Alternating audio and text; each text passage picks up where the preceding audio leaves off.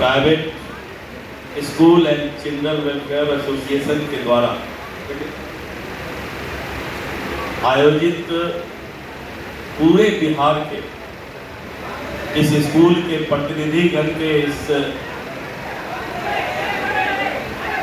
सम्मेलन में की अध्यक्षता कर रहे इस एसोसिएशन के सम्मानित अध्यक्ष सैयद समान साहब,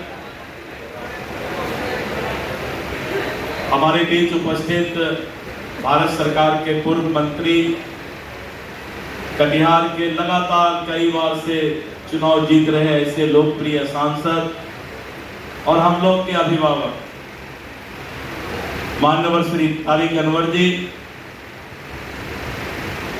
आज के दिन में युवा की पहचान बन रहे, युवाओं के दिल की धड़कन बन रहे और ऐसे लेट्स एम्पायर बिहार के संरक्षक और inspector general of police Shri Vikas Vaibhav ji, अन्य सभी इस एसोसिएशन के सम्मानित मंचासीन प्रतिनिधिगण और आए हुए पूरे सुदूरवर्ती बिहार एवं अन्य राज्यों के इस एसोसिएशन के प्रतिनिधिगण, मीडिया कर्मी, बहुत लंबे समय से ये कार्यक्रम चल रहा है। उसके बाद भी ये रविंद्र भवन का हॉल खचाखच भरा हुआ है। इसके लिए मैं हृदय से आपको बधाई धन्यवाद देता हूं कि नीचे ही नहीं ऊपर भी एक एक सीट भरा हुआ है। ये बहुत बड़ी बात है। ये बता रहा है कि आपके अंदर का विल पावर कितना स्ट्रांग है। मित्रों, जो काम सरकारी व्यवस्था को करना चाहिए, सरकार को करना चाहिए, लेकिन आजादी के 75 वर्ष बाद भी और उसके बाद के काल में भी सरकारी व्यवस्था के तहत जो राइट टू एजुकेशन, सबको शिक्षा देने का अधिकार है, वो अभी तक सरकार व्यवस्था नहीं कर पाई है।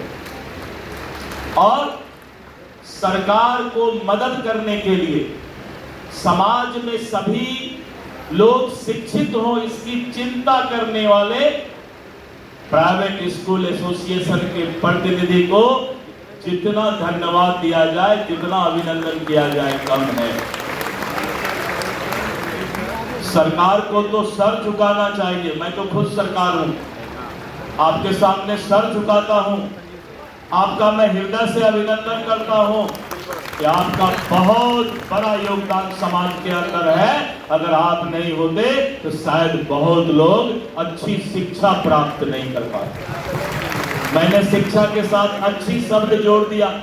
क्वालिटी ऑफ एजुकेशन की बात हो रही थी और मैंने कहा कि जितना मिनिस्टर है, MP, MLA, बड़े बड़े पदाधिकारी हैं, जब उनसे पूछा जाता है कि आपका बच्चा कहाँ पढ़ता है तो वो बोलता है प्राइवेट स्कूल में पढ़ता है।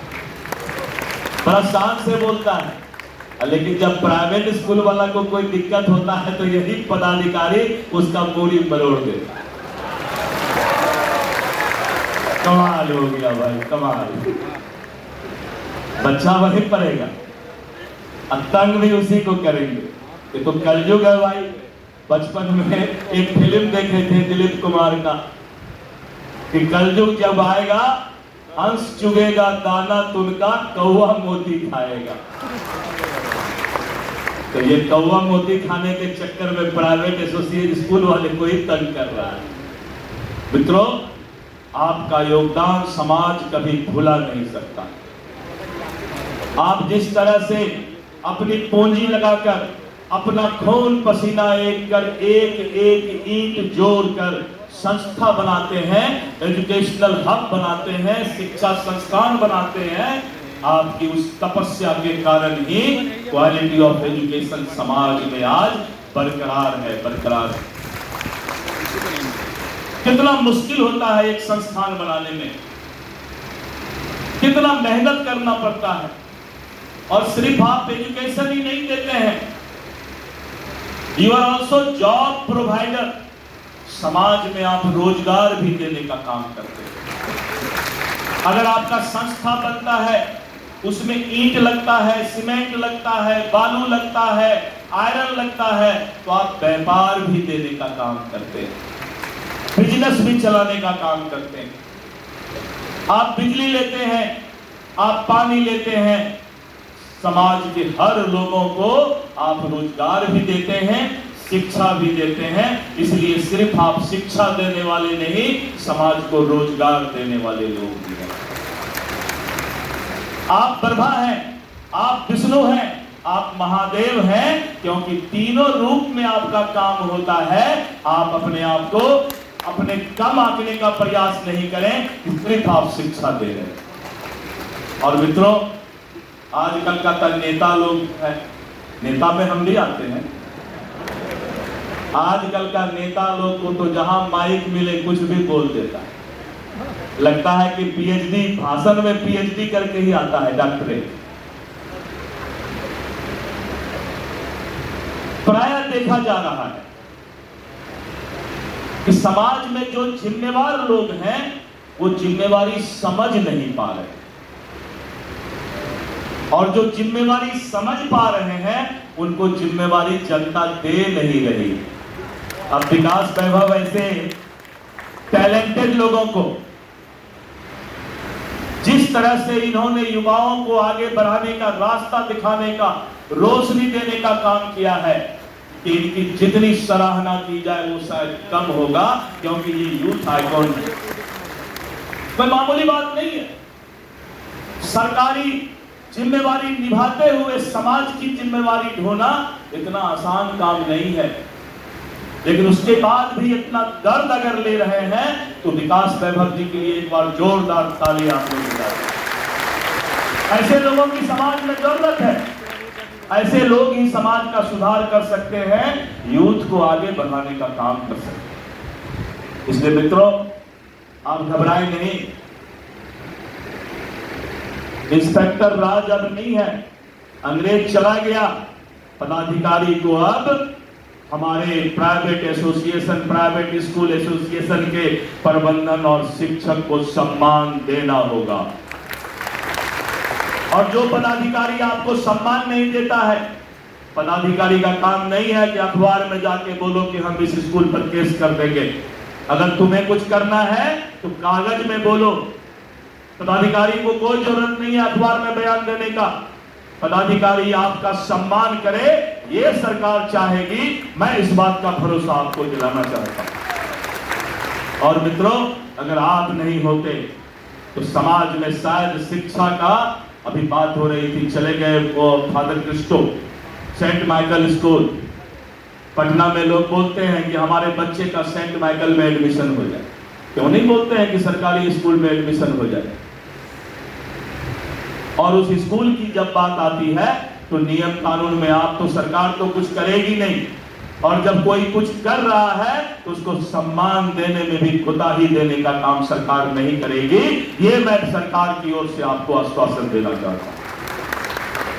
ये बात सही है, मुझे बोलने में कोई दिक्कत नहीं है कि नीतीश कुमार जी के नेतृत्व में एजुकेशन और शिक्षा के मामले में सुधार हुआ है, लेकिन उस सुधार को अभी बहुत आगे बढ़ाने की जरूरत है। और ये तभी बढ़ेगा जब अधिकारी, सरकारी पदाधिकारी अपने दिल को बड़ा करेगा, इंस्पेक्टर राज नहीं लाने का प्रयास करेगा। और बिहार में पदाधिकारियों में ये दिक्कत है। कभी कभी मैं बोल जाता हूं तो बोलते हैं दिलीप जायसवाल क्या बोल जाते हैं। सच्चाई में बोलता हूं। मैं जिस दिन मंत्री के, मिनिस्टर के कुर्सी पर बैठा, मैंने कहा कि मिनिस्टर का कुर्सी भ्रष्टाचारी नहीं होगा। मंत्री अगर बिहार सरकार का भ्रष्टाचारी होगा तो बिहार के लोगों को न्याय नहीं मिल पाएगा। और मित्रों, मैं पहला मिनिस्टर हूं जो अपने ही ऊपर उंगली दिखाकर मैंने कहा कि मिनिस्टर को भ्रष्टाचारी नहीं होना चाहिए। और आज पूरे बिहार में राजस्व मंत्री के बारे में लोग जानते हैं कि एक ईमानदार दिलीप जायसवाल राजस्व मंत्री है, जो किसी को भी सुधारने के लिए कोई भी फैसला ले सकता है। इसलिए मित्रों, आप चिंता ना करें। इन सब छोटी छोटी समस्याओं से चिंता नहीं करें। सरकार ने जब पॉलिसी बनाई है कि गरीब विद्यार्थी को पढ़ाने वाले स्कूल को उसका जो पेमेंट है, उसका जो अनुदान है वो सरकार देगी, तो मैं बात करता हूं पदाधिकारी का ट्रांसफर होते रहता है, उससे कोई चिंता की बात नहीं है। मैं सरकार से भी बात करता हूं, पदाधिकारियों को भी अभी यहां से जाने के बाद बात करूंगा और आपका जो भी बकाया है वो बकाया पैसा आपको मिलेगा। पैसा क्यों बकाया रखेगा सरकार भाई? पैसा देने का अगर ताकत नहीं है तो कानून ही मत बना। पैसा भी नहीं देंगे, कानूनों बनाएंगे, कैसे? ये नहीं हो सकता। ये पदाधिकारी लोग बीच में ऐसा करते हैं। सरकार की इच्छा है, लेकिन कुछ पदाधिकारी है जिसका काम ही है पेच मारते रहना।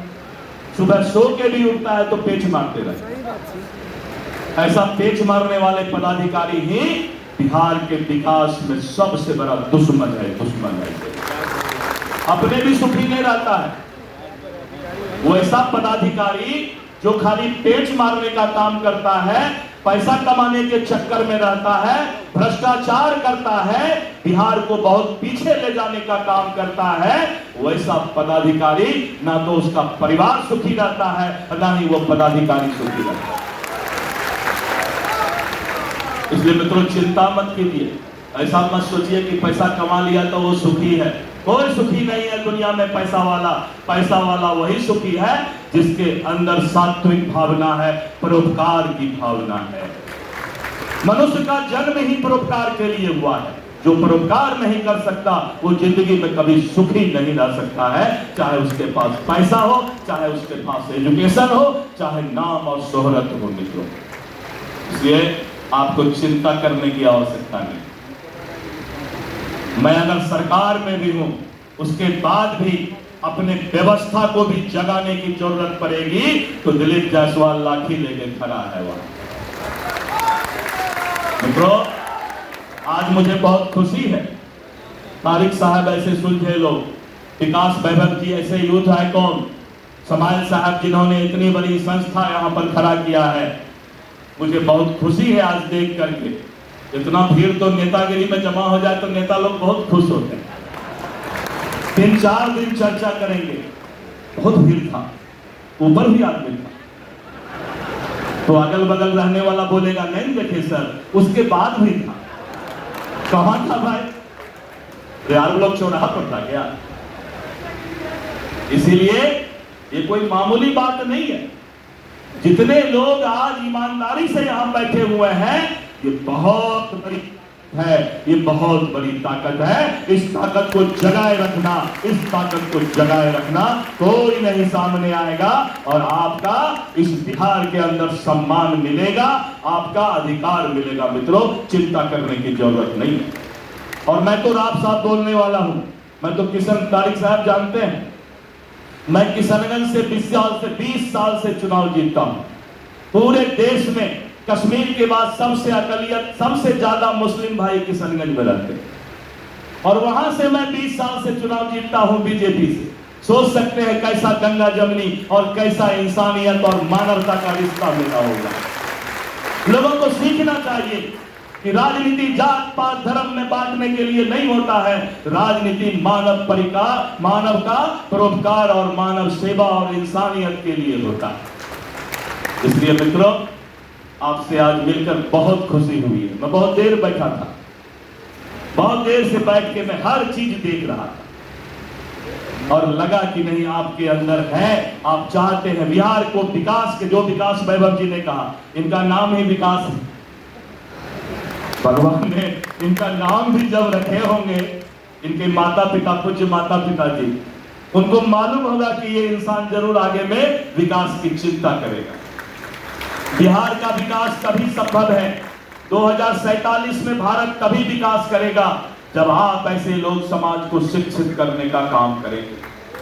मैं आपको हृदय से अभिनंदन करता हूं, हाथ जोड़कर मैं आपको प्रणाम करता हूं कि आपका जो समाज के लिए किया हुआ काम है इसको दुनिया कभी नहीं भूलेगा, इसको दुनिया कभी नहीं भूलेगा। मैं इतना ही बात करके नेतागिरी वाला भाषण ज़्यादा नहीं दे सकता हूँ मैं, पूरा नेता अभी नहीं बना हूँ, धीरे धीरे करके नेता बन रहा। लेकिन आपको मैं अभिनंदन करता हूँ, प्रणाम करता हूँ। जय हिंद, जय भारत और जय प्राइवेट स्कूल एसोसिएशन। धन्यवाद।